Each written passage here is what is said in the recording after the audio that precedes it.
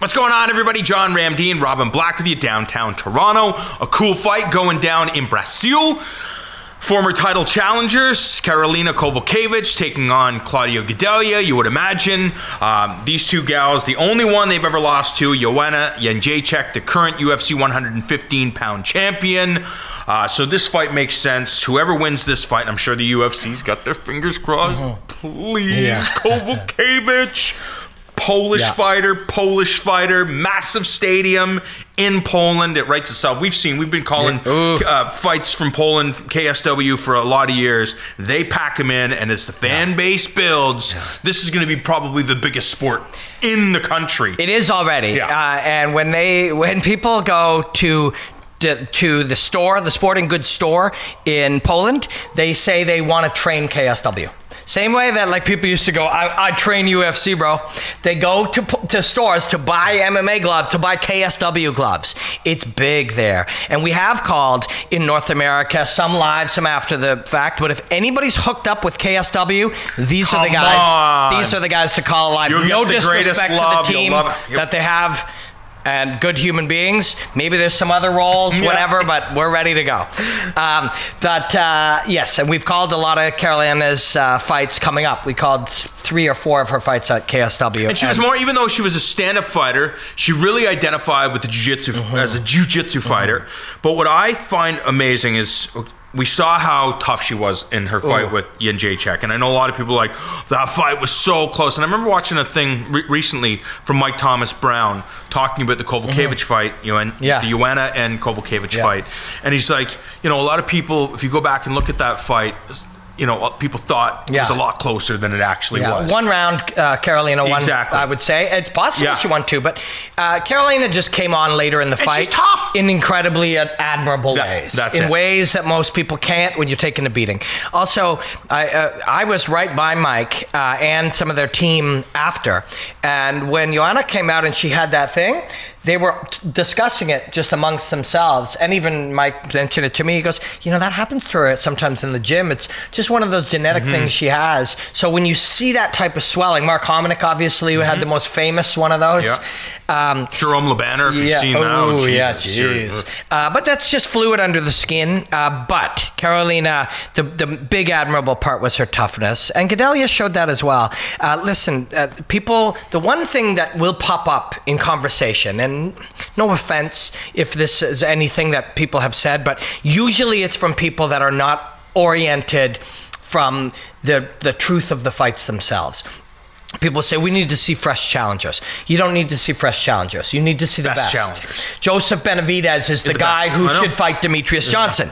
Joseph Benavidez is the closest in, and people are like, well, we've seen that fight, or, you know, what about some fresh blood, or whatever. Irrelevant. He is the guy with the combined ability to potentially beat him. The best chance. And I don't care a 4th time that you see Gadelha. And that's what we talk about. If they fought 10 times, if they fought 100 times, who would win? It isn't over because it hasn't been proven forever because they're continually changing.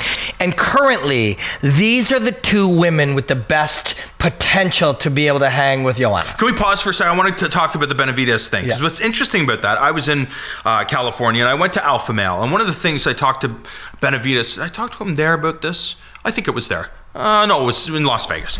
Anyways, Benavidez, I talked about career after mixed martial arts, and he told me that he's not going to train after MMA.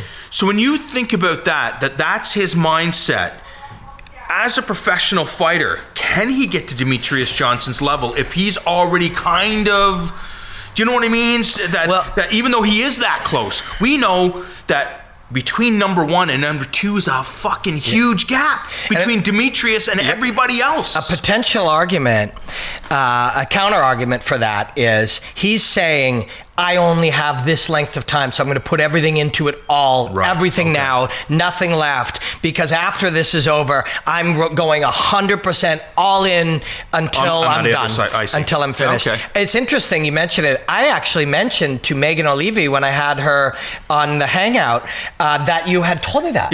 And she talked about how Joe was very interested in many other things as far as learning and exploring, and that's valuable. There's a real interesting argument for true single-mindedness, and then single-mindedness that allows outside influence. Like being only single-minded, that I will be the greatest fighter in the world.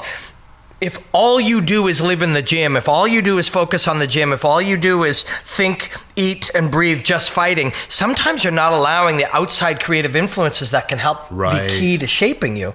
So it's hard to say. That's a really interesting point, and it was interesting enough to me that I mentioned it to her, and it was interesting enough to her to discuss it. It is an aspect. It's something that you and I have talked about a few times, and it's something I'm going to ask Mullins about. We're just trying to bring something different. Yeah, I'm going to ask Mullins about that too. Because we don't know the answer necessarily to that. But it's the same thing with these two women. I mean, what do you do? And Daniel Cormier. We tried. We've tried. Yeah, what do you do when you are born and raised and come up in an era where you are the second best in the world? That's challenging. What do you do? You're the type of person who has fought and driven and pushed so hard that you could leave every other human being in your past behind you, with the exception of that one. That type of person has the ability to push that last step. And Cormier can beat Jones, and these women can beat Joanna, and Benavidez can beat Demetrius Johnson. But it'll take that big final step. The things that got them to second will not be the thing that'll get them to first. But what they have to do, these two, is face each other. And I think Kowalkiewicz has developed into a more efficient and more technically proficient and more subtle performer. And Gadelha is more of a hammer and makes you her nail. And I think that subtle difference will make this fight really interesting. For Kowalkiewicz, does she need those moments of intensity? Because as you've seen throughout her fights, they're pretty much even keel. There's not big bursts. There's times where she capitalizes, but you never see her really have that, I must kill you now. Yeah. So let's say it was round 4 where she had the best round against Joanna. How did she do that? I agree with you. She never goes too high or too low. So how did she do that? She maintained and slowly dropped Joanna with a bit of damage, a broken nose, a little fatigue. And by staying the same and dropping someone below, you get ahead. I think in this fight that works well. I think Gadelha has, because she expresses with so much force and so much aggression, I think she has the potential to slow down later in this fight, and that'll be good for Kowalkiewicz. But will she be broken? That's the big question, because we've seen Gadelha before, one of the most toughest fighters, certainly in that division, 115 pounds, clearly a division we need to keep our eyes on. A tremendous fight going down in Rio de Janeiro.